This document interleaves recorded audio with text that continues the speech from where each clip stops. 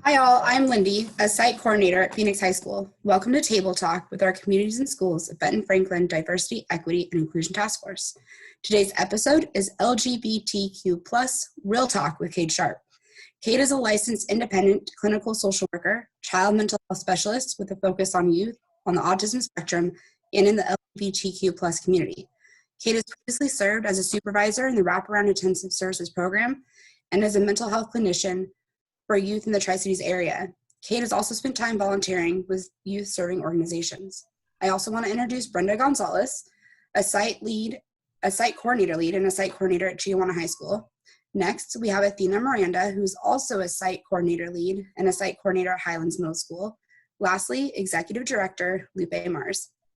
Kade has been kind enough to venture into the virtual Table Talk arena with us to answer questions that our communities and schools of Benton-Franklin colleagues have submitted for this talk, empowering students to stay in school and on a brighter future. As an organization, we want to make sure that we connect kids to caring adults and community resources designed to help them succeed. We want to create a platform where we can have an authentic Q&A session that is judgment-free and a safe place. We want to be able to ask tough questions to strengthen our ability to connect with students and families while sharing our knowledge within our schools and communities. Kade, is there anything that you would like to say before we get started? Great to meet you guys. I'm excited to be here today. Like Wendy said, my name is Kade. I use he or they pronouns. Work here in the Tri-Cities and got a lot of information prepared to share with you guys today. So if you catch me glancing this way, this is the direction my notes are in. So yeah, excited to be here. Awesome. Thank you for being here. With that, I will invite Athena to start us off asking our first question. Thank you, Lindy, and thank you, Kade. So Kade, the first topic that we kind of wanted to cover, it's a pretty big topic, I'm sure for you and the youth that you work with. We want to kind of ask a few questions and have a little chat about parents and family. So the first question that we have is, what is the best way to give parents knowledge and support around their young kiddos going through these big emotions? It's a great question. I think, let me know if I get too off topic. So if I'm speaking to educators and school staff like yourselves, I think that one place to start is to remember you guys don't have to do it all on your own. So usually when I'm working with parents, there's kind of three realms I like to look at for them and for support for them. One place is professional, one is personal, and one is peer. So when we talk about professional, if this question is in the context of LGBTQ youth, and as they start to come out and come to terms with their identity, you want to look at professional resources, maybe locating a therapist that's well-versed in whatever they're going through. So somebody that on their website or their promotional materials lists that they work with different genders and sexuality or different identity things. Make sure that they are comfortable with that before you refer in that direction. If you're talking about even more generic stuff like anxiety, depression, whatever they may be struggling with, you would still want to look at their websites, make sure that they cater to those certain needs.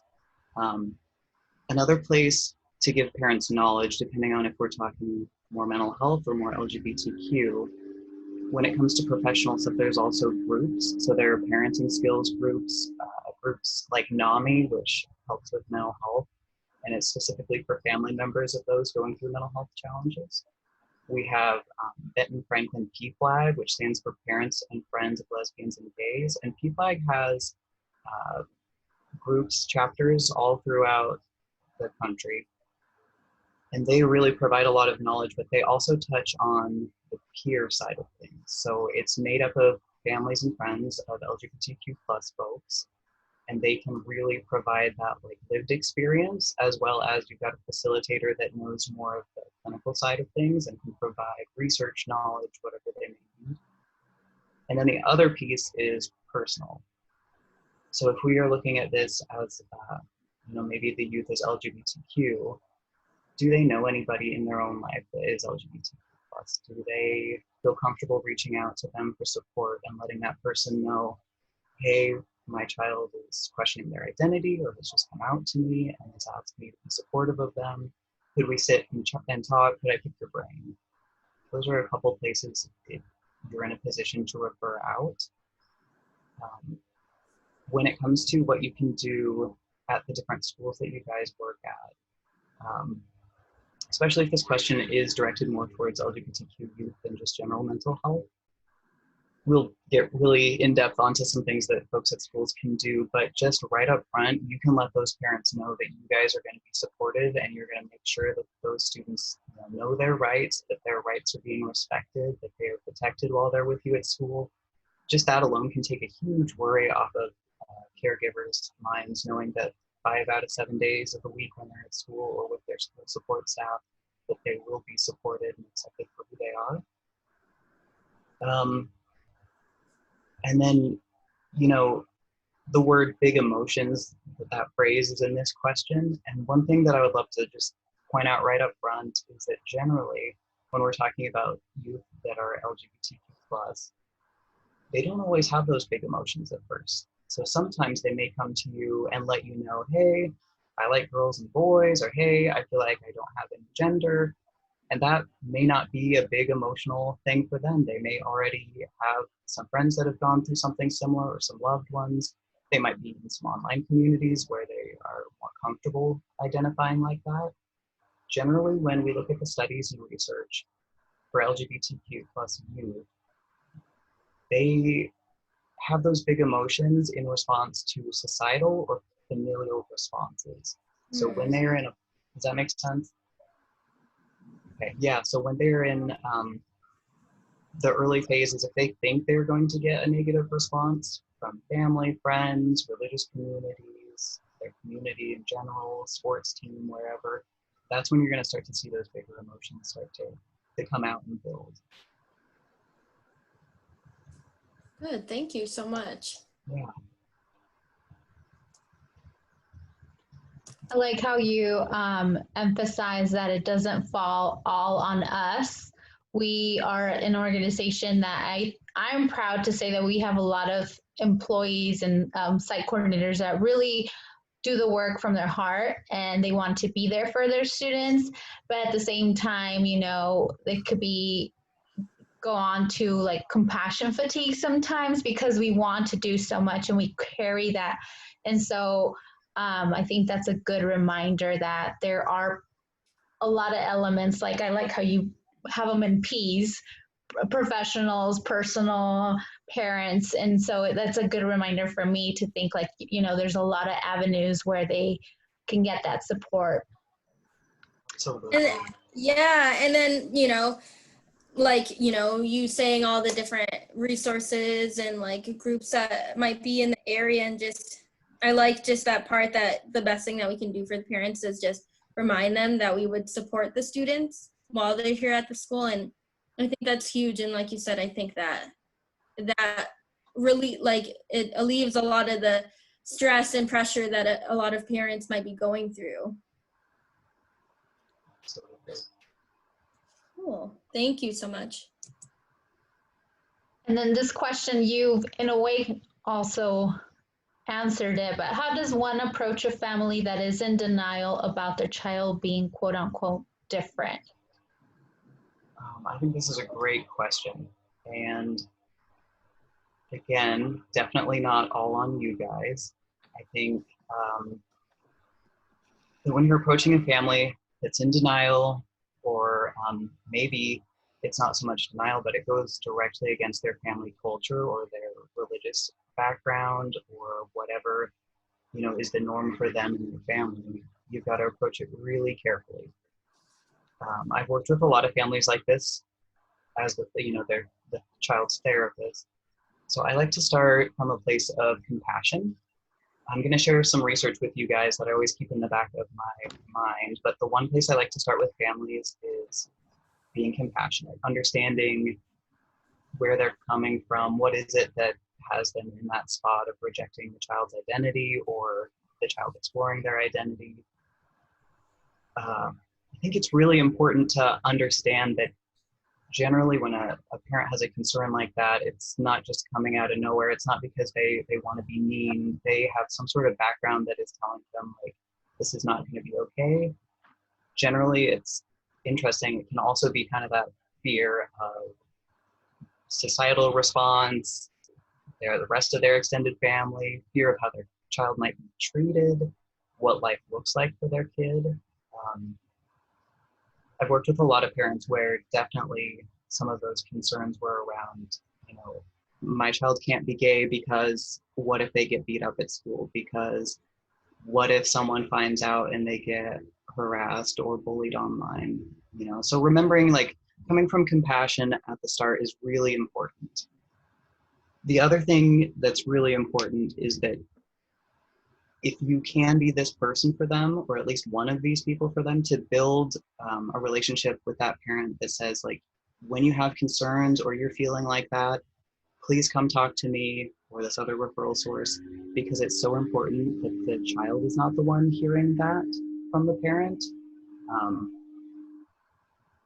Let me check my notes really quickly. Okay. Yeah, so let me read off some research. I don't want to get the numbers wrong. So this is from 2009, but they find in more recent studies that the numbers are pretty similar. The percentages are still pretty similar. So in the back of my mind, as I'm starting to navigate talks like these with parents, I've got this data in there, which is LGBT young adults who reported high levels of family rejection during adolescence were over 8 times more likely to report having attempted suicide. They were almost 6 times more likely to report high levels of depression, over 3 times more likely to use illegal drugs, and over 3 times more likely to report engaging in unprotected sex.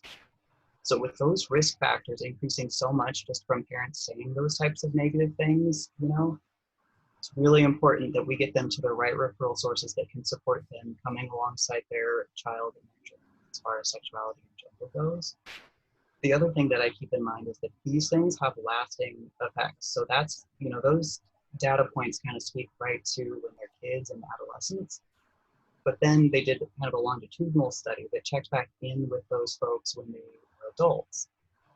And they have this kind of infographic of, if their family was very accepting, how happy do they perceive being as an adult? So the folks who had extremely accepting families when they were an adolescent, out of all the ones that said they had extremely accepting families, 92% of them report feeling like they are happy adults.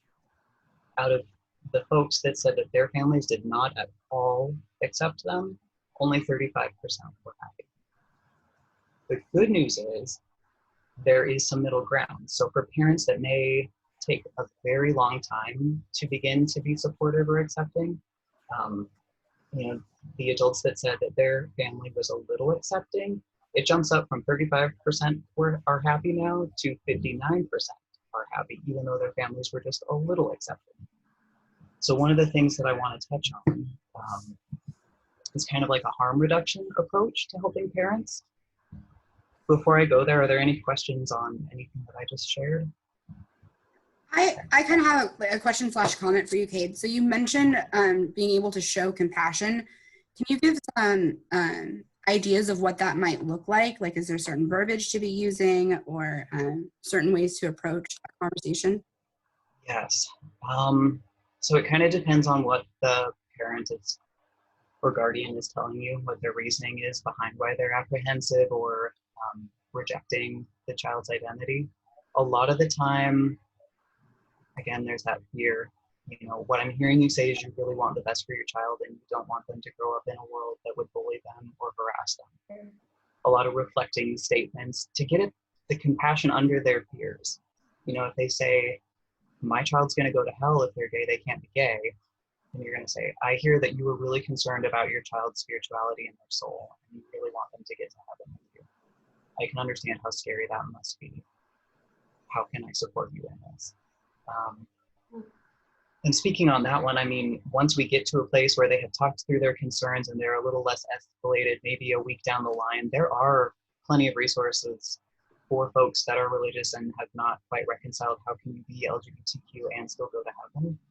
So we can touch on those later, definitely, but just starting with compassion, not giving them all the resources right up front, not handing them like a rainbow flag and being like, well, this is how they are, so let's get ready and go out there.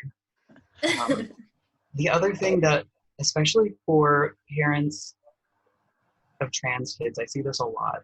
They had expectations for their kid. So they, parent got pregnant, mommy got pregnant usually, goes, oh, I can't wait to have the gender reveal. They have the gender reveal. It's pink balloons. It's going to be a girl. She's going to get married one day. She's going to have a beautiful baby. She's going to be the prom queen. She's going to be Miss America. And then their child comes out and says, I'm a boy. And it shatters their perception, their expectations. And that's kind of just a societal thing that we all place, expectations on our kids, whether we realize we're doing it or not. Oh, I hope they'll be a straight A student. Oh, I hope they'll play sports like dad. Oh, I hope they'll, whatever it is. So providing some compassion on that too. That must be really hard, that you kind of envision this life as with them as your daughter, and now you've got to switch gears and see them as your son. And maybe getting to a place where you could say, but could they still be a good dad then? Maybe you wanted them to be a good mother. Could they still be a good dad? Maybe one day they could go on to be Miss America. Maybe that, the pageant will expand and they will allow anyone of any gender.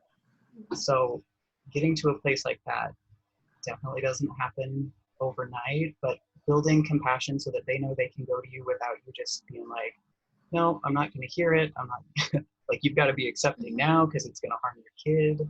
So stuff like that. Is that helpful? Yeah, no, absolutely. Yeah, that's huge. Good.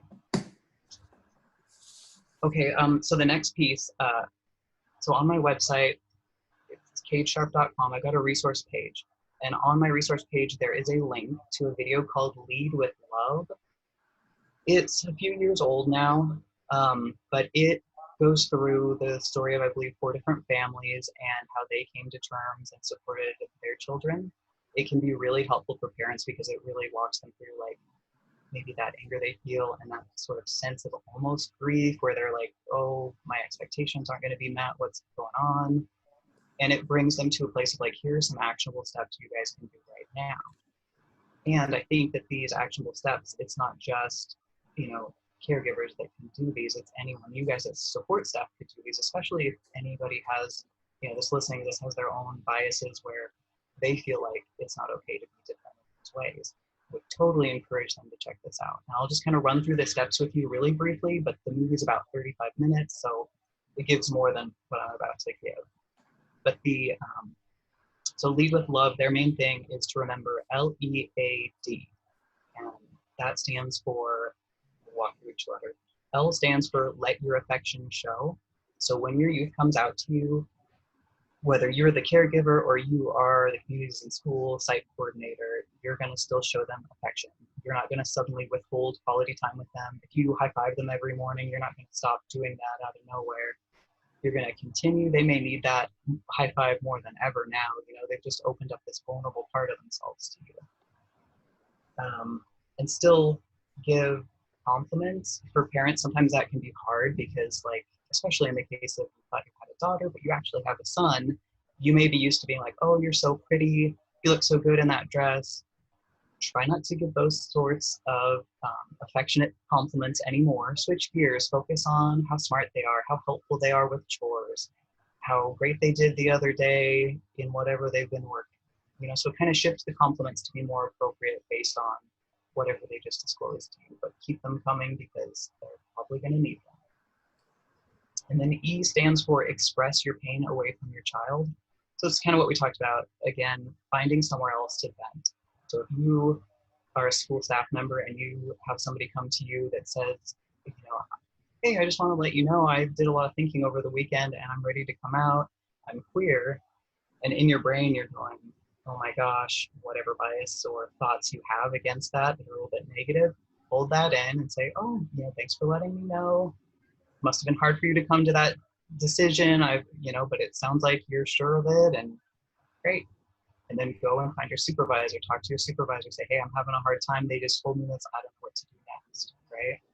Same with parents. The more they can, even if they're journaling about it or they're going for a drive in the car and having those emotions in the car by themselves or with a partner or a friend, that's really important because seeing those rejecting behaviors is going to start to lead the youth down those pathways we just talked about with those risk factors.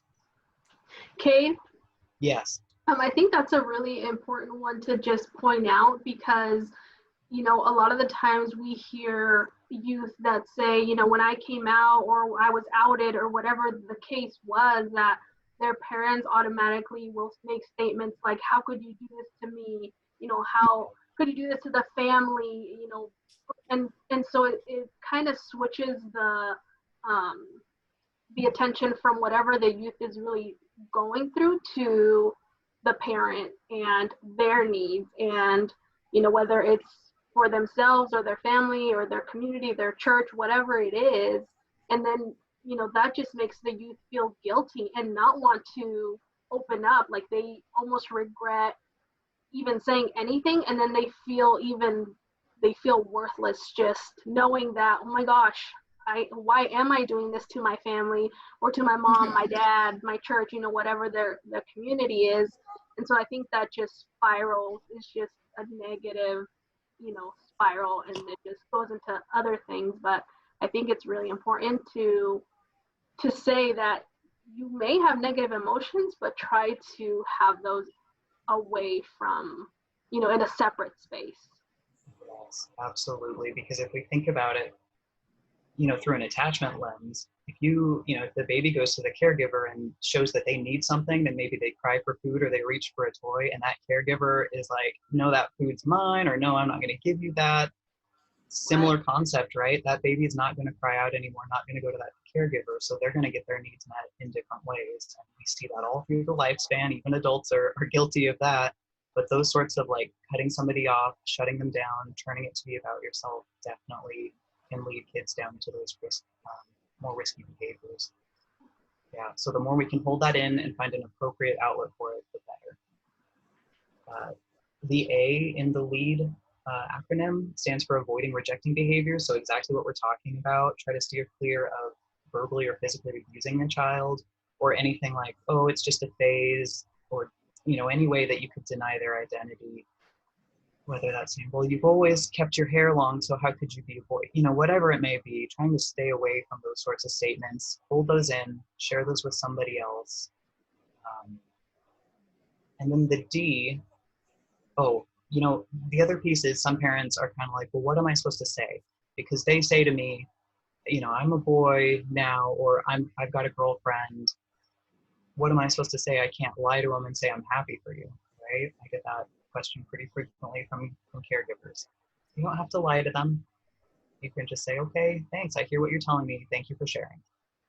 Even that is so much better than one eye roll or turning away from them. If you really have to be silent, that's even better than any reaction like that. So starting with baby steps. And then the D in the acronym stands for do good before you feel good. So there are a lot of things that can happen as a parent that don't make you feel very good, and you don't know how to handle at first. And sometimes you just have to take that deep breath and go, let me just try to do the right thing in this moment, and I'll figure it out later.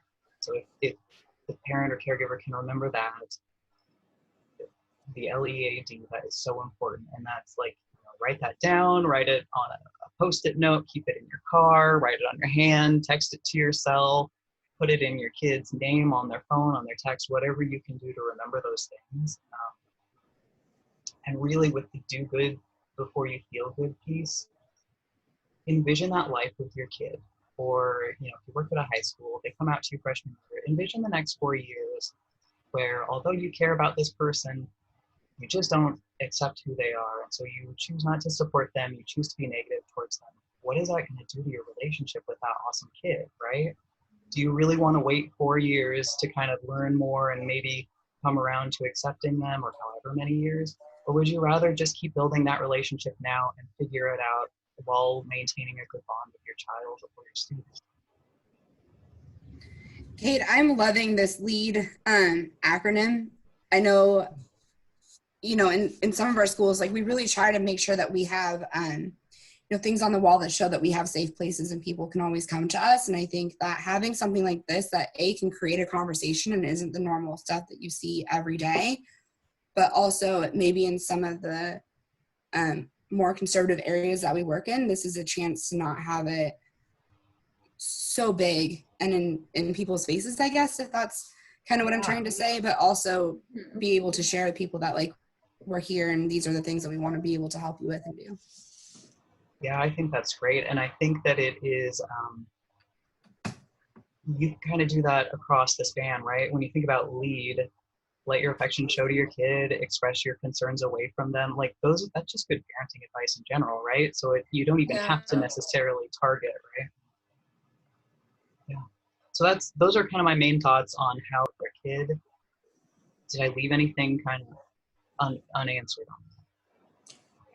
I don't think. We'll make sure to throw out one of those links to the video and stuff at the end as well. Perfect. All right, Kate. So as you know, we work in 26 schools across Benton-Franklin counties. And so we really work connecting kids to caring adults and community resources designed to help them succeed while also monitoring their academics while in school. So it's both that, it's really that whole child of making sure that we're addressing their academics and they're succeeding in school, and that we're addressing whatever barriers they have going on at home as well. So if you want to go to the next slide. So the question that we have is, how can we best serve the kids in our schools, elementary level versus secondary level? Like, what are those differences? I love this question. So if we think that developmentally around age 2, kids start to kind of get a sense of what gender is, what genitals are, what the societal differences between boys and girls is, even as young as like preschool aged kids, these tips should kind of span the age range for you guys. I will start with the elementary level stuff, because each, middle school and high school, you just can kind of build on what you would be doing in elementary schools. One of my first tips is to remove gendered segregation as much as possible. So getting rid of the whole okay, class, let's separate boys over here, girls over here. We're gonna have a boys team and a girls team. Try to do away with that, count off, number off, however you want to do it, that stays away from making it boys versus girls and making kids maybe potentially feel uncomfortable trying to go to the right side of the room that they feel fits them. Another thing that you guys can do in regards to that is if you're handing out 2 colors of construction paper, try not to pick pink and hand it to all the girls and blue and hand it to all the boys. Getting rid of any derogatory language. I'm sure all educators are really careful about bullying, name calling, teasing. So especially anything that's gender or, Joe can't be a boy, he's got long hair, or, girls can't have short hair, so because whoever has short hair, anything that's even that tame to some folks can be really hurtful and cut deep to somebody that is questioning their own gender. If there's uniforms at your schools, this is generally private schools have uniforms, but kind of doing away with forcing the girls to have the skirts and dresses and the boys to wear slacks, if possible. Have the parents help choose which one suits their kids, but even better, taking gender out of it completely and just everybody wears slacks or shorts, Same with PE stuff, and when we're thinking of PE uniforms. Another way that you guys can be really supportive, right, at elementary diversity represented. When you have a poster of a kid and their parents, is it, a mom and a dad, or do you have same-sex couples represented, people of color, just trying to make sure that there's a variety of folks that are up on those posters and that it's not just the same type of normative stuff that you would imagine to see on walls. And same with the books you guys have. Do you have authors that are LGBTQ+? Do you have characters in those books that are LGBTQ+? Starting that representation at a young age can help them know that they're not alone. So if somebody at an elementary school age is starting to question, they'll see that and be like, okay, well, at least, the school has this, so they must be comfortable with me, or they must be okay with it.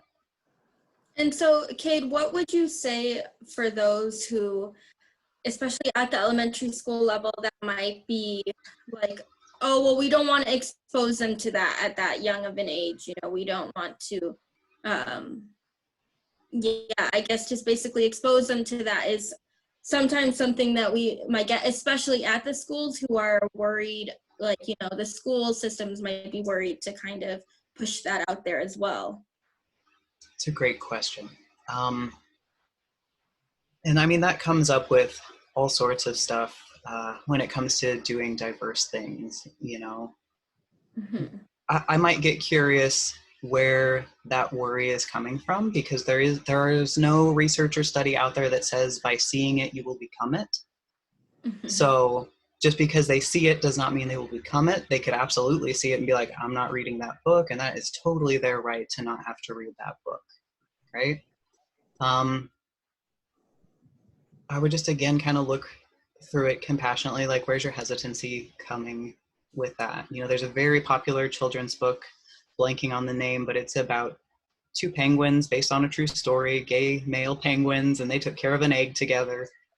What would be the parents' hesitancy around that? Why would that not be okay? It's based on facts. It's a real thing. It happened. It's unique.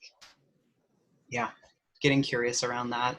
And I think the other thing we have to remember is, and we'll talk about this a little bit more later on, but the superintendent for Washington State that works through, you know, kindergarten through 12th grade, they have some pretty clear verbiage on their website of what schools are supposed to do, and being inclusive is part of that. So I would direct somebody that had any questions to reading what OSPI says. Yeah. Kade, what would you say to, I'm trying to say this really nicely, but to older generations who are really stuck in their, you know, their kind of way in their groove, when it comes to, you know, maybe in a PE class or splitting people up like based on gender, how can somebody like myself, or, you know, everybody else that's on here, site coordinators, maybe approach that conversation in a way that's not going to alienate, you know, the people that we're talking to or offend them, but also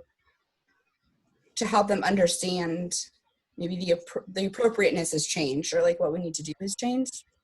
Sure. Man, I would be really interested to meet the guardian that comes in and says, I heard that you guys don't do boys versus girls teams. Why not? You know, I'd be really curious to know why that matters so much, why numbering off randomly or going by what color shirt you wore that day, it does not suffice, you know? But for things like PE, restrooms, gym, again, the superintendent makes it pretty clear that Washington state law protects those kids. So referring that, you know, I understand that you don't personally agree with this, however, state law says, and then you can cite the law to them, you can pull it up, you can look at the website with them, you can encourage them to reach out to their representatives here in Washington state if they're unhappy with that law. Really, some of that stuff is out of your hands. Now, if they are complaining, you know, one of my other suggestions was going to be inclusive in the worksheets you guys create. So if you've got like a math worksheet and it's got a word problem on there that says like, Chris bought 3 apples, they ate 2, how many did they have now? And it just has that gender neutral pronoun. I would also, you know, get curious around why did that bother you? You know, you can feel free to cross out things that bother you if on your kid's homework, if you want to change that pronoun and decide if Chris is a boy or a girl. Then that is up to them. But as a school, we want to be inclusive because we support everyone, you know, no matter how diverse they are. Awesome. Thank you. Yeah, it can be hard because generationally, you know, especially before so many studies were done, and still they're doing more because it is such a newly researched topic. Being LGBTQ had such a bad reputation. You know, it was in the diagnostic manual that we use for mental health. It has been since taken out, but you know, that was pretty recently. So kind of getting rid of that stigma is really important, and I would encourage you to think about any other stigma that you might be working with as well. How would you handle it if that parent came to you and said, well, I don't want my kid around the low income kids, right? Would you have the same reaction? If not, why not? What bias might there be inside you that you would have a different reaction based on what that older generation is coming and saying, right? Definitely. I think too, my philosophy, and I think a lot of my colleagues' philosophies too, is that people don't generally come from a place of wanting to do harm. And so really being able to use, you know, research and knowledge to share with them, like why this might not be working now, where it did, 10, 15 years ago, 5 years ago even. So thank you. Absolutely. Let's see. So building more on like the middle school and high school level. So you can do more of the same that we just discussed. There, if you've got speakers coming in for assemblies, try to book a diverse set of speakers. If you always have the same folks coming in with the same world set and point of view, just in general, that's, not going to widen your students' knowledge base as much as if you brought in very inclusive, diverse presentations and presenters. In middle school and high school level, allowing gender sexuality alliances. Those are also known as GSAs, and they used to be called gay-straight alliances. Get those in your schools. Make sure that there are safe spaces for those kids to gather together and enjoy each other's company, and just normalize that who they are and what they are is okay. Advocate for inclusive sexual education, because it can be super harmful for those kids to be in those sex ed classes and not learn about their body type or their potential partner's body types. So keeping that diverse as well. Everything that you do, you want to make sure that it's going to promote the safety and inclusion for these kids. And again, looking at OSFI's website. So just a quote from their website. It states really plainly, Washington state law continues to protect transgender students from discrimination in school, which includes name and pronouns, dress codes, student participation in sports and physical education, harassment, and students' use of restrooms and locker rooms. So if anybody hearing this has further questions on it, they should definitely check out that website and reach out to them. But that is, when you're working in those schools, that's what you're supposed to uphold. Thank you for putting that in there. Yeah. Awesome, thank you. So Kade, the next question that we have for you is, how can staff work through their own discomfort or lack of awareness around LGBTQ youth to serve students equitably? Sure. So I would probably kind of bounce back to earlier when we talked about the lead with love strategy. You can do that as staff, especially if you are struggling with some of your own thoughts of discomfort, concerns, or just a lack of knowledge base on it. Start with the lead with love, and then reach out, kind of those 3 Ps we talked about: personal, professional, and peer support for yourself as well.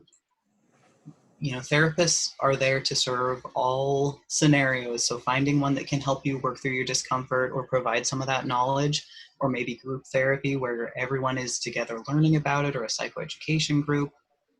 Reaching out to PFLAG to learn more, or to be part of their support groups to learn how to be an ally or how to serve students more equitably. They're great at putting on different speeches and providing their time and services. So if you guys needed that, I'm sure they would be open to helping out there. As you become a little more accepting and understanding, opening up your own peer circle, so getting that peer support and personal support. Welcome diversity into your life. Go out, meet folks, volunteer your time, or attend events for the LGBTQ community. Get to know us as humans, and that the kid in front of you, because the suicide rate for LGBTQ youth is so high, just kind of keeping that in the back of your head that if I can just be supportive in this moment and then figure out my own stuff later, it could potentially save this kid's life. Try to keep that running through your mind as you're working with those youth. And then always, as staff, advocate for training, in-depth training. Today we're going to skim the surface, and hopefully I'll leave you with applicable, practical stuff you can start doing. But have people come in for consultation. Have people come in that can train you guys on the topics that you're feeling okay, well, I don't really know anything about the different terminology for the community. We should really know more about that. Or I don't really know how to make the locker room safe for the LGBTQ kids. How should we do that? Get really targeted on what it is that you don't know yet, or do some research, because sometimes you don't know what you don't know until you realize it. So I would strongly encourage that. And especially it is useful, and I'll probably repeat myself on this a few times, but it's really useful to bring in educators and trainers that have lived experience, because when you pay their speaking fee, you're not just paying for, you know, their years of knowledge at a school or working with that population, you're also paying for their lived experience. They could have once been that youth that you're having the discomfort with and that you're not sure how to support. That is just, in my mind, invaluable with any population you serve. Kate, I like how you keep referring back to like the lead and leading with love, the L part of that. And I think, I guess just to kind of comment that even though you may in your own personal life maybe have bias towards community, that being able to put forth the effort to just lead with love and kind of leave those at the door is really, really important and fair, right? I mean, you don't necessarily have to bring your own stuff to the table all the time when dealing with, you know, other students or adults and community members.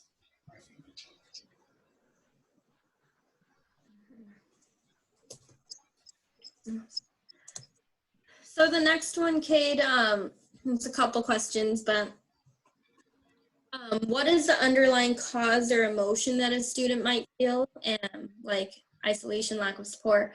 How should or what should staff do to support students with the root of their emotions and not dwell on the label of LGBTQ?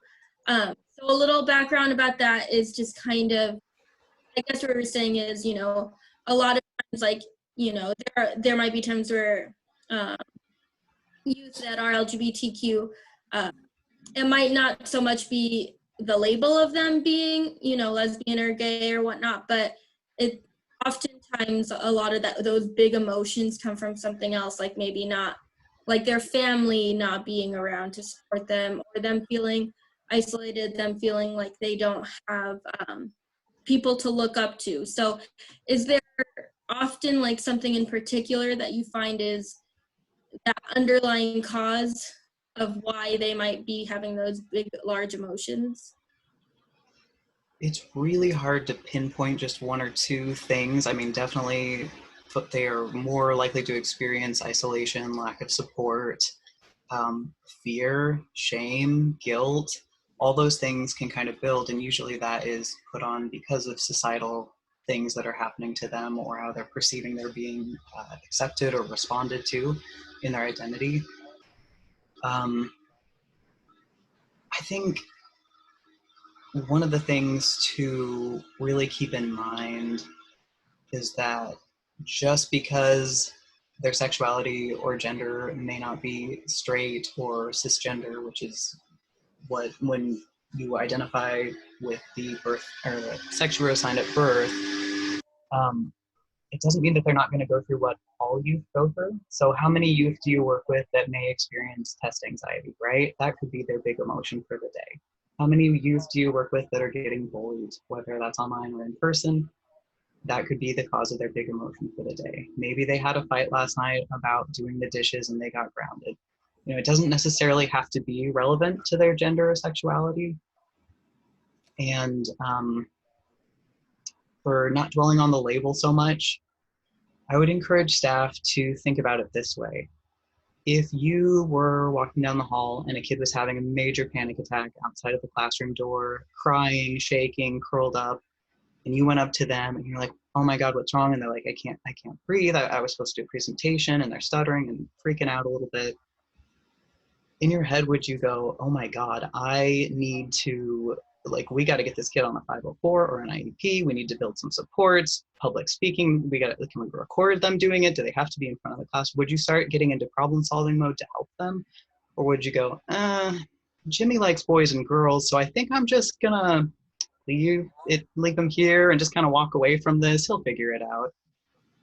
Right? So if we can just remember that these kids in front of us, like, these are youth that need our help. They go through similar things, and their sexuality and gender identity does not necessarily, like, really generally it doesn't relate to what they're going through unless it directly relates to it. You know what I mean? Yeah. Thank you. And that kind of falls in line with like the previous question about like removing your own biases. Is a lot of times it's just, you know, some other emotion, some other cause, and just like working within that cause as opposed to, you know, adding to that. And if you are finding that you're working with a lot of youth that are struggling around gender and sexual identity, reaching out to the school counselor to put on like maybe a support group at lunch once a week, something that can build some support for them. That way, if you as a staff member have your own discomfort, it puts it to someone who hopefully has some more, maybe training or schooling regarding that. Or if you guys don't have a staff member like that, reaching out, contracting someone to come in and provide that. But generally, just kind of treat it as you would any other big emotion that somebody was going through. So thank you.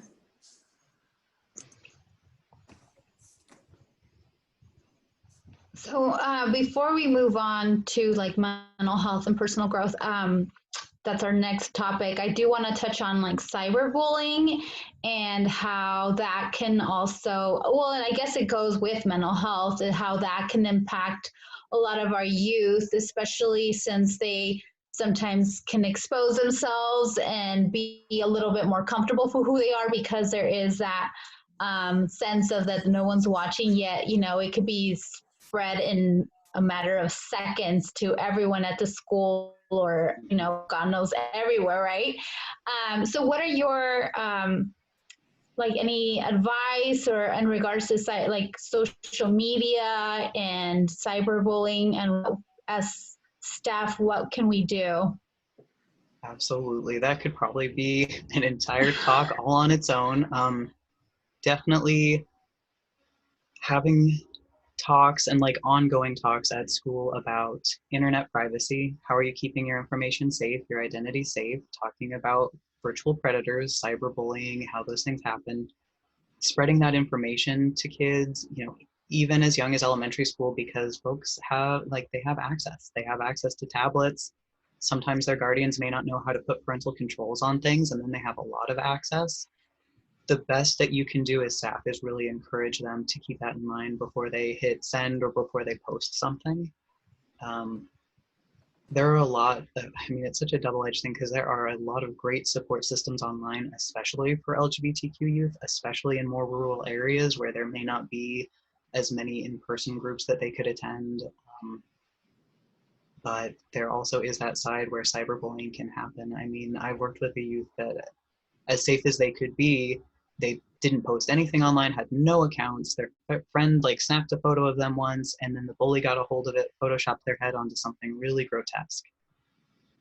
And then it was plastered everywhere and the whole school saw it. And it wasn't really them, it was just a very good Photoshop job. But, so unfortunately in this day and age, there's no way to be fully immune from cyberbullying, but at least there are steps we can take to protect our information, our identity, and the flow of things.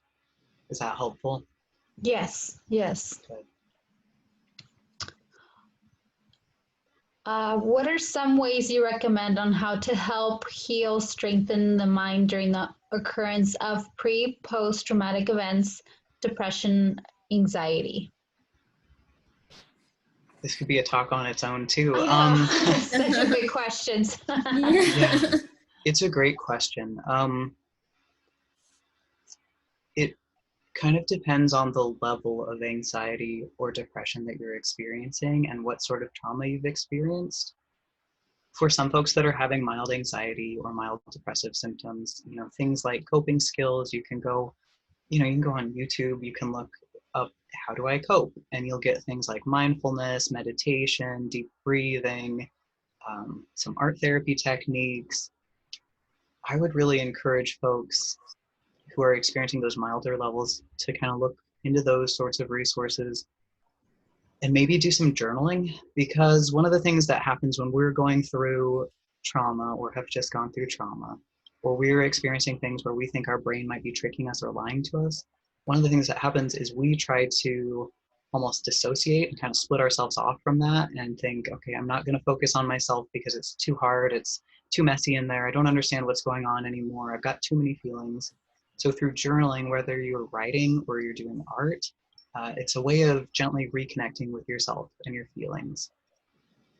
If you start doing those types of things and you find that the emotions get too bad, your heart starts to race, you're not able to calm down, those skills that they said would make you calm actually make you feel like you just ran a marathon, that's when it's time to reach out to professionals. There's no shame in reaching out to a therapist. And I don't say that just because I am a therapist, but like we go to school for years and then we continue like to get education. We work on keeping our license active. We do those things so that we can stay up to date on what's going to be helpful and so that we have a really big knowledge base to pull from if you come to us and say, I need help with anxiety or I need help with depression, or every day I wake up with a stomach ache and I can't go to school because I'm at home puking and even thinking about getting on the bus makes me cry.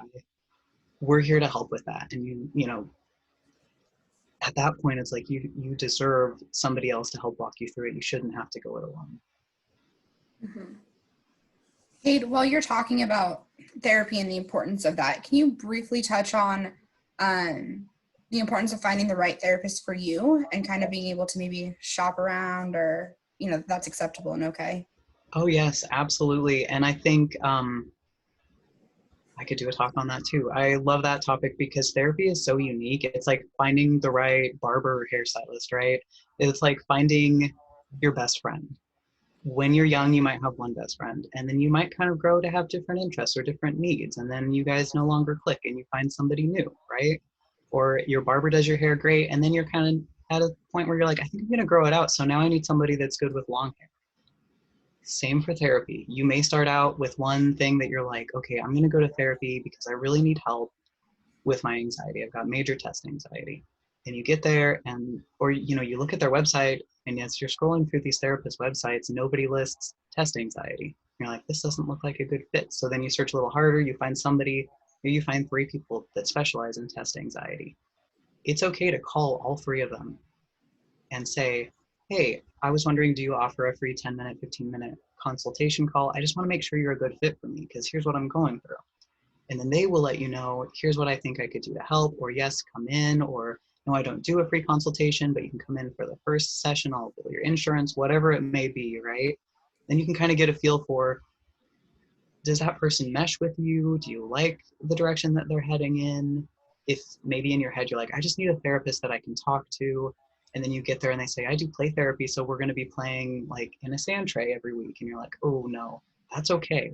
And vice versa, if you're like, I need somebody that's going to go like walk around the block with me while we talk, and they say, yeah, we just sit in this office all day, it's okay to be like, yeah, they're not the one for me.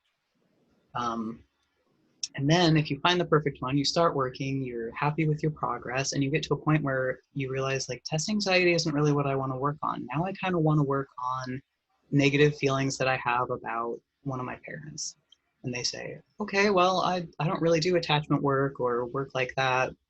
It's okay to say, thank you for all your time, and I think I'm going to find somebody that specializes in that next. So it is okay to change therapists, to change them later on in life as you build and work through things and hit your goals to switch. Definitely okay. That's a great question.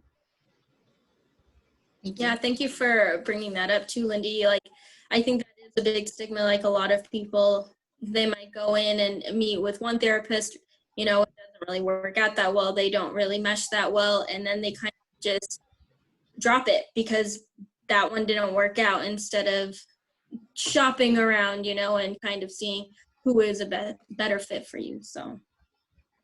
And that's a good reminder for us psych coordinators. So we get a lot of referrals, like this student is asking for therapy, and I always let my students know, if this person does not work out or because of your insurance, it's okay, like come back and let me know.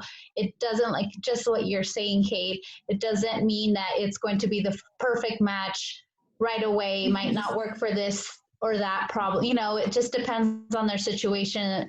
And so I always let them know, if it does not work out, that doesn't mean it wasn't, it just means that it wasn't the right fit, and come back. And that's why I'm here at the school, to help you out to figure this out together. I think that's great that you're able to help them navigate that. And I will say that some agencies may have less wiggle room on that. You know, if you are going through your insurance and you're at an agency, you might want to upfront ask, you know, what happens if I start working with whatever therapist I'm assigned to, and it doesn't seem to be a good fit? And they hopefully will tell you right up front, like, okay, we have a little wiggle room, you know, we could make 1 or 2 changes, but they also might say, you know, we don't have the staff for that or the skills sets to be able to do that, or the other clinicians don't take your insurance, whatever it may be. And then you'll know, okay, maybe I need to look somewhere else if this one person at the agency isn't a good fit. I think on that note too, like one bad interaction or like one bad experience, I guess, is like what a lot of my kids will tell me. Like, I had a bad experience with therapy. I'm not going back. Like, and just reassuring that not every experience is going to be bad or negative, and also kind of using that as like life lessons. Like, we all have bad experiences sometimes, right? Doesn't mean that we just like stop doing it. Absolutely. Yeah.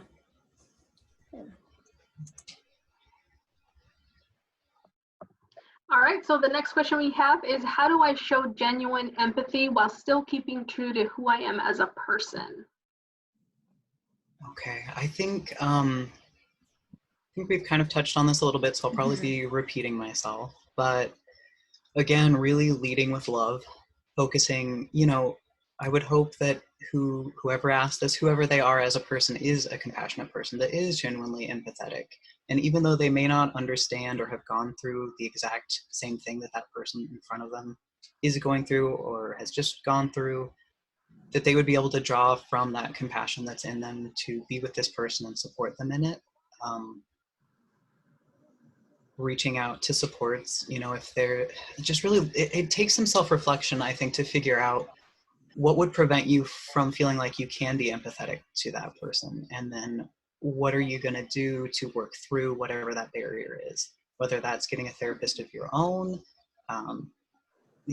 talking to your clergy, talking to your family, talking to your friends, whatever barrier there is there that's stopping you, just figuring out how to navigate through that and work through it so that you can be that genuinely empathetic person for clients and kids.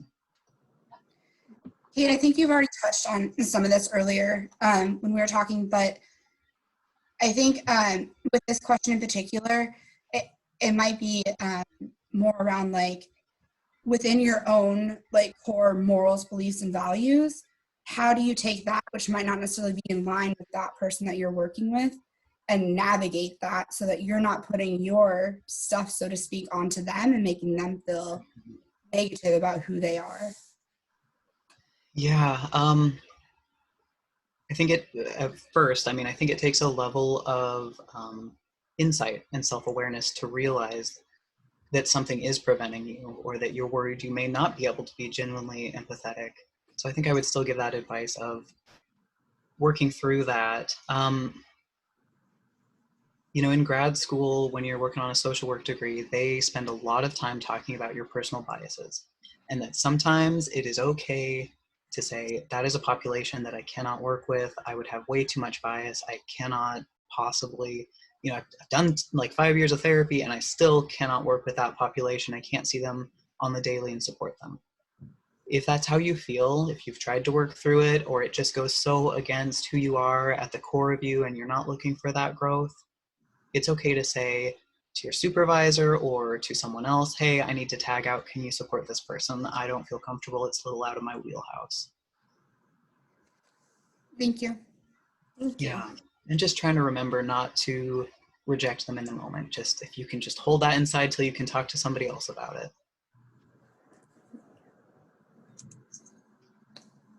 I believe this one's me. Where do youth receive the least amount of support? I think we've kind of touched on that a little bit. And then what are some things that we can do to provide support to LGBTQ youth in our community? So youth generally, LGBTQ youth in particular, generally receive the least amount of support. It's kind of hard to say because it really depends on the kids and what their community is like, what their family is like, what their support system is like. Studies have shown that religious communities, conservative areas, those are generally the places they receive the least amount of support. So with that in mind, I would really, what are some things we can do to provide? Get a list of open and affirming churches that don't just tolerate LGBTQ people, but believe in that they are good, that they're going to heaven, that they are worthy, that gay marriage is okay, same-sex couples are okay, being transgender is okay. Get a list of those so that parents and youth can feel free to access those communities if their own community is kind of persecuting them. As far as conservative stuff goes, it's harder when you work at a school to bring politics into school, and same with religion into school. But being aware of how the politics that you do bring to school could affect those kids, hearing it or seeing it, right? If you're wearing a button or a shirt that supports someone in particular, is that going to be supportive to them, or is it going to be a subtle way that you're rejecting their identity? And keeping in mind, like, what can I do to be supportive by not being rejecting, right? Other things you guys can do, we kind of talked a little bit about the stuff you can do at school, right?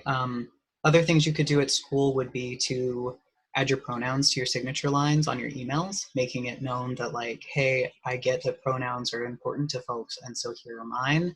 I'm going to respect yours. It opens conversation, because then a kid can just say, you know, hey, Miss Lindy, when you sent me that email, I noticed it said that you go by she, her pronouns. Mine are they, them. Something that they may never have like that opening to say if it wasn't prompted, right? Or a parent to respond and go, hey, why does your thing say she, her? What does that mean? And you could give them a link like, hey, here's why people put that in their email signature. What are your pronouns? And it can be a conversation starter at home, because then that parent might go to a kid and say, hey, Lindy had pronouns in her email address. What are yours? They're just like what I think they are, right? And the kid might be like, no, they're actually whatever. Other things, there, you know, a lot of folks here locally have little signs in their yard that says like, hate has no home here, or something like that. You could put up rainbow flags in your yard, paint some rocks. Like, to make our community more supportive, you've really got to have visibility and normalize things. Same with the classroom. That's why I'm suggesting, you know, inclusive books and posters and pamphlets. Like, just spreading that awareness that, like, hey, somebody supportive lives in this house or in this neighborhood or went to this park, paint some rocks, put them down, like whatever you can do to just build in little ways. There are also a lot of things you can do in bigger ways. I think we'll get to that a little bit later, but yeah, and especially when school is out, because right now a lot of youth that did have support, whether that's staff or friends at school, are at home, where they may not have as much support or as many outlets. When they walk around that block and they don't see anything supportive, you know, that it just feels more isolating, builds up more shame, more fear, makes them wonder, like, am I even safe to be walking in this neighborhood? So I think those are just some small things that you could do. Is that helpful? Yeah, I definitely think creating and kind of like a low-key way of getting people to ask questions so that you're not like in their face, like, oh my gosh, all of these things, like you need to do them right now, but where they feel like they have control over what they're asking and how much information they're getting is pretty cool, and also I think pretty important. Absolutely. And even like on the first day of school or the first day of class, or when you're meeting a new group of students, like you can go in there and say like, all right, guys, we're going to go around and we are going to like tell our name, our pronouns, and one fun fact about us, you know, like just normalize it and say, you know, if there's one of those three things you don't want to share, that's totally cool too. Like you don't have to share all three, pick one or two to share with us. And that way it gives kids an out too if they're not ready to say that. But it also lets them know like, oh, that staff member just said that, so they must know a little bit about this, and they might be somebody I can go to when I'm ready to say something like that. What do you say to, like, so say you do that, right? And you have some kids that may come from homes where this is not a topic of conversation. This is not something that they're used to being around, and their uncomfortability with it. Like, how do you go about navigating those conversations with those kids? So I've run some mental health groups, and we always do pronouns. And sometimes we get, you know, the kid that's like, what is a pronoun, right? That's usually, I see that even if their family is not supportive of LGBTQ stuff, they usually don't just say that, especially when the authority figure in the room, the person leading the group or class is starting it off that way and shares their own pronouns. Usually when they're like, well, what is a pronoun? Then you can say, oh, great question. That is how you'd like us to refer to you when we're talking about you. Like, for example, when you say, hey, Mr. Sharp, he is teaching this class, right? Like I would rather have he or they, but you might prefer whatever you might prefer, right? Usually that's a good enough explanation. If you have somebody that says something disrespectful or is like, pronouns are stupid, call me whatever, you can say, all right, I respect that you feel that way, but in this classroom or this school or this space, this mental health group, like we respect everybody. So I'm going to need that language to not happen anymore. Like, even if you don't mind what people call you, we're going to be respectful of others. And it is, you know, an important piece of people's identities at times. So setting the boundaries right out the gate and just making that a formality. Yeah, definitely. So you kind of already, we had a similar question to this, Kade, so you kind of already answered it, but what is the most common inner wound that the LGBTQ community experiences so that I can validate their emotions as a mentor? Again, it's kind of hard to narrow it down, but I would say that, yeah, two of the most common are that kind of fear and shame and almost loss. So when I'm working with LGBTQ youth that have concerns around identity, it's not so much that their concern is around their own identity. It is more around like, how are people going to react? Am I going to lose my family over this? Am I going to lose all my friends? Am I going to get ostracized? Am I going to get bullied? You know, is somebody going to be following me home, stalking me, picking on me? There's a lot of fear that comes with it.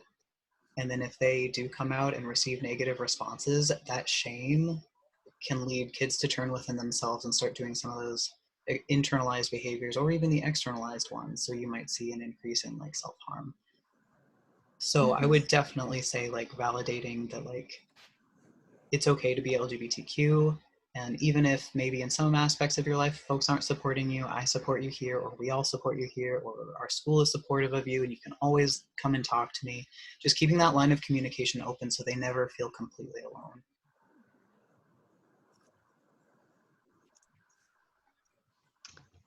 I think you've also answered this question, but how can we be better allies?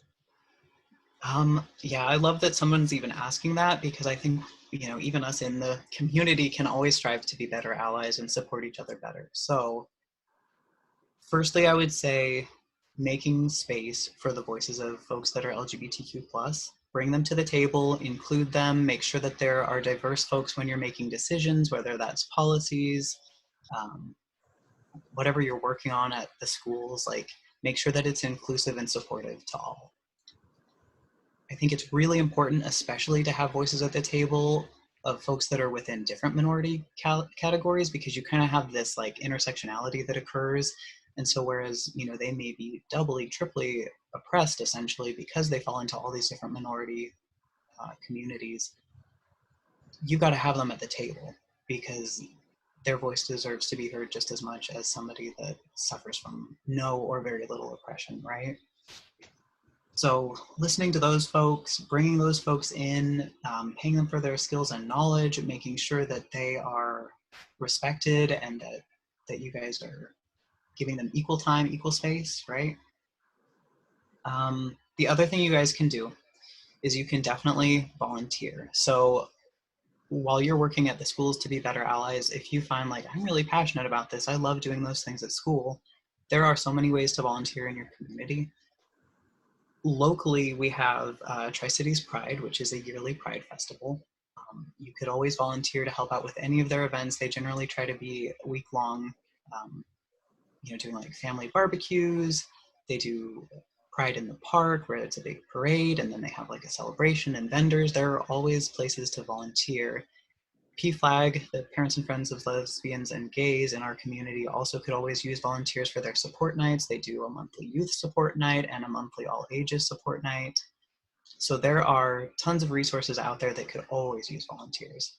And if you're like, you know what, I really want to run this very specific, or I really wish there was this very specific event that happened every year for folks, you can start it. You know, you don't have to wait to start it. You just reach out to the community and say, hey, who would like to help me put this on? I feel like it's not getting enough attention in our area, and it deserves it. Awesome. I think we're just about wrapping up, Kate. Thank you. Yeah.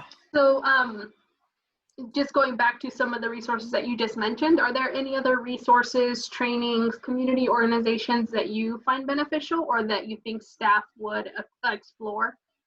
Yes, so there are way too many to list. I'm trying to on my website and it's just like ever growing. So I will list a couple that I think would be especially beneficial for you guys as school staff members. I'm going to read them off to make sure I don't mess them up. So that way if folks aren't at their computer, they can kind of listen to the audio and do this later. But the first one that I would recommend is called Safe Schools Coalition. They kind of were the pioneers for assessing youth suicidality for LGBTQ folks. And they provide like student panels and mediation in Washington State. They also have like a website where it breaks down other resources based on like either alphabetically, by topic, or by who's looking at it. So if you as an educator went in, you could click the educator link and you'll get like a whole list of resources that would really be useful to you. If a parent went in, same thing. If a youth went in, same thing. So that definitely Safe Schools Coalition is one. There's also GLSEN, G-L-S-E-N, and they really have a focus on making sure that kids are able to be safe at school and not suffer from any bullying so that they are able to learn and not get harassed. And they have resources from like kindergarten through 12th grade. They also have a Safe Schools kit that you can get, or a safe space kit for schools that you can get. And I've heard great things about that. I have not personally seen any schools use it, but might be something to look into. Another one is, oh, sorry. Oh, sorry. Okay. Another one is called Welcoming Schools, and they provide like training for elementary school educators, and it's kind of focuses on like embracing all types of families, creating like gender inclusive and LGBTQ inclusive schools, preventing any bias-based bullying, and supporting trans students. So that one's called Welcoming Schools. They've got a lot of great information too, and they're available to come out and talk.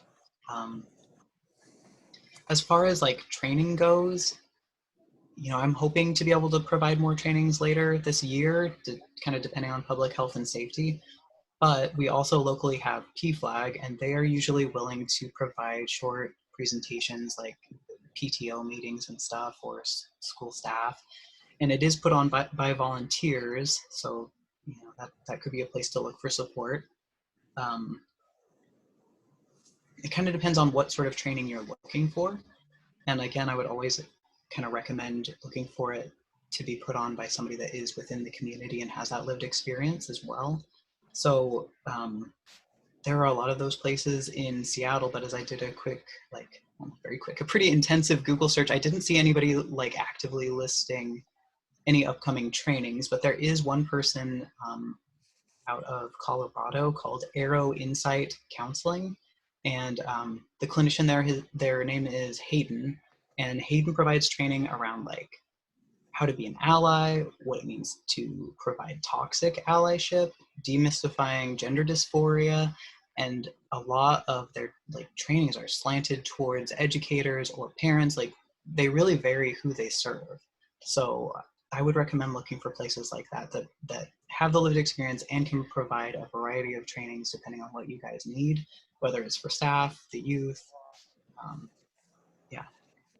And then the last resource that I want to give, because this one is very important, especially for caregivers of youth that are coming out as transgender or gender diverse, gender expansive, it's called transfamilies.org. And this one is also local to Washington, not so much the Tri-Cities, but it's based out of Washington. And they, Trans Families is operated by folks that either are transgender or their spouses or loved ones are transgender, and they provide a monthly support group. Right now they're providing that online, so you know, anyone anywhere could go and be part of those support groups. They also do private consultation for like policy recommendations. They talk to law firms, PTAs, churches, schools, basically anything that is like not a government level. They go in and provide consultation. So if you really wanted like them to come in and revamp your school or your event, they could totally help with that. those are like the main ones that I think would be most useful for educators. Thank Do you, you Kate. have, and maybe you, not right now, but do you have like a resource on the flip side? I have a lot of students that are act out on the macho, masculine, just that social norm that they, especially in high school, that they've been, learn to be, and so they could make fun of another student, and so not because they're mean, they have an ill heart, but just they're following the social norm of like, I don't hang out with that kid because he's this or that, or I'm going to make fun of him with my friends, and so how, like, to me, I'm like, I wish I could just like do a group or do something with those boys, and even like how to even start off with teaching them about lead, like some resource out there to just be like, okay, let's start with this. Yeah. This one is not LGBTQ specific, and I do not know how inclusive and like not really sure on that level of how accommodating it is, but just in general for those sorts of behaviors where it's like a cultural, like I either do what everyone else is doing because I want to fit in, or I tease people because that's how I show I care, whatever it is. There is a curriculum for girls, I believe it's called Girls Circle. And then there is one for boys, and I want to say it's like Boys Men of Counts.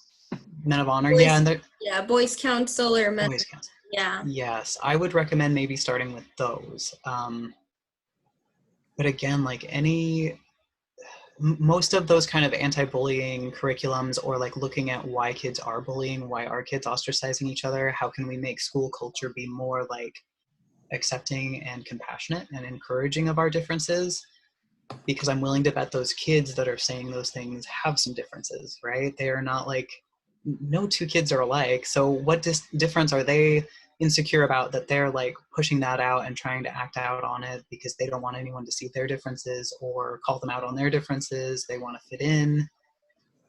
Yeah, I would get really curious around those areas and do some of those group curriculums where you might really have to be kind of heavy-handed on the rules about being respectful to one another as they start to learn those skills themselves.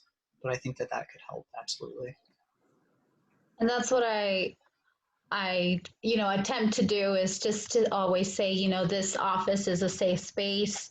And then when I have them like one-on-one, I say, we all carry our own story. We all, a lot of us don't know what we're all carrying emotionally, and this is why we have to be respectful in this office. And so, usually when it's one-on-one, they become more understanding of like, okay, this is her expectation of me in this office, and this is why.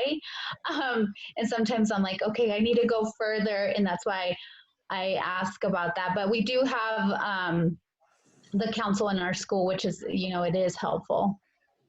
Awesome. Yeah, and some of those things you really are like chipping away at generational culture, and especially in schools where there's 4 different grades, like, right, or 5 different grades of kids, like they're gonna copy whatever the oldest kids are copying, and those oldest kids are copying what the kids 4 years ago were doing because those were the oldest kids. So you really have to like go deep, yeah, and repeat a lot of repetition and a lot of like experiential activities where they really get to explore like, what would it be nice, or what would it be like if I was nice in this instant, instead of like making the joke I want to make or saying the thing I want to say.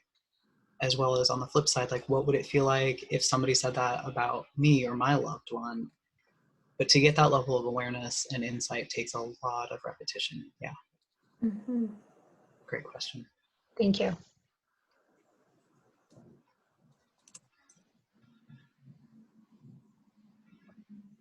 So we just wanted to, first of all, thank you, Kate, for all of your insight and answering some of the questions that our site coordinators and staff had in regards to better supporting the LGBTQ community. I know, just, speaking from personal experience, it is difficult when you don't have a support system and you're a teenager trying to figure this life out.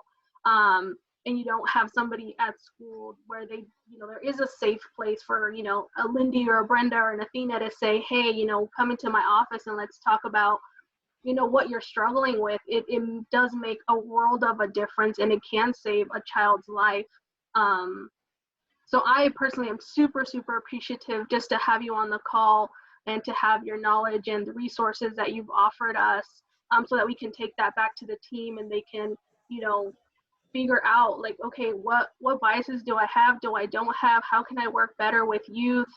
What resources can I take? You know, I don't have to do this alone as a site coordinator or a school staff, that you can be a shared, you know, we can share methods of support.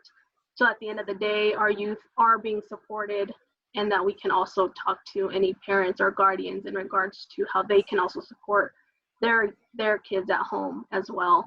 So again, thank you for everything you've helped us with, and yeah, we're super grateful. Thank you. Please feel free to reach out if you guys need anything else. I appreciate all the work that you do in the community. Thank you, Kade. Thank you so much, Kade.